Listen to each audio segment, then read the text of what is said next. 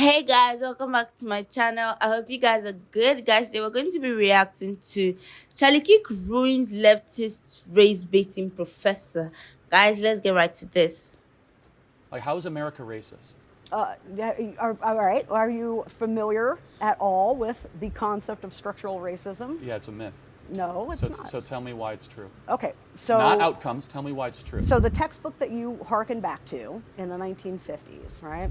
I found one of those in Virginia. It was in publication from five. Yeah, and so when we think about like how do you design curriculum that's historically accurate that doesn't talk about oppression, that doesn't talk about one group being oppressed over the other, right? And so when you look at that Virginia textbook, I certainly don't argue that that's what we're looking at heading back towards. But my guess is if you were to try to write a curriculum that covers slavery in the U.S. or the Holocaust or whatever, and not give the narrative that this group did this horrible thing to the other group, you're going to have to rely on some pretty. But it wasn't groups, though. That's incorrect. Not every white person was a slave owner. Well, that doesn't matter, though, because 9 out of 13 states abolished slavery by the time of constitutional and here's the other ratification. thing. I mean, it's not like every white person was supportive. In fact, we had abolitionists at the time of the founding. Exactly. So why would you say one group?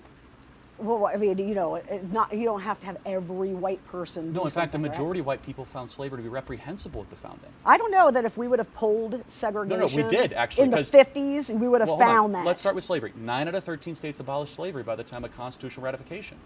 Yeah. Then why did the South secede? Well, they seceded post-cotton gin for economic reasons. We went to war over it, though. To say that America. No, you guys, the South declared war because they expected Lincoln to ban slavery. And he ended up doing it. Well, not for a long time. You know why? Because he wanted the fight to be about national unity, which is a good way to, I think, come wrapping around, right? National unity. So like, the first few years of the Civil War, he did not expressly say this war is about ending slavery. He got to it. And he later got to that because the South was more passionate and the North needed passion, I know, but right? let's go. I mean, but you said something I want to focus on, though. One group doing something to the other.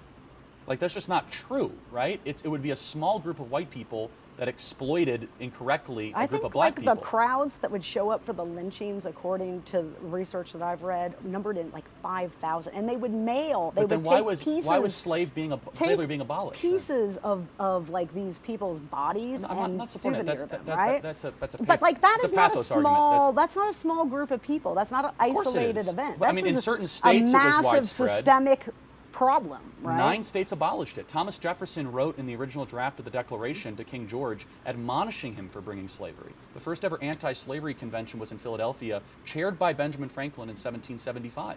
Thomas Jefferson got rid of the importation of new slaves in 1807. Guess what? Yeah. None of that stuff's taught in our schools right now. Okay, guys. So watching this actually reminded me of a movie I watched. When she said they will cut their body into small pieces. I remember watching a movie, like these people were slaves to the white people, and if they if they were as well do anything to offend their masters, they would like cut maybe their pinky, their ear. Oh God, it was not something to watch really. But apart from that, yeah, I agree when Charlie said most of this history and most of these things are not taught in schools right now. You see, this is something that I feel students should know and learn. Like, this whole argument, you could take it to college right now and you can even see that there's so many students who have very little knowledge on all of this. Well, I feel graced to have watched this debate. I really do. And I'm going to leave the floor open to you guys. So you guys tell me, what do you think about this? What's your take on this? I really want to know. Don't also forget to like, subscribe to my channel. Love you guys.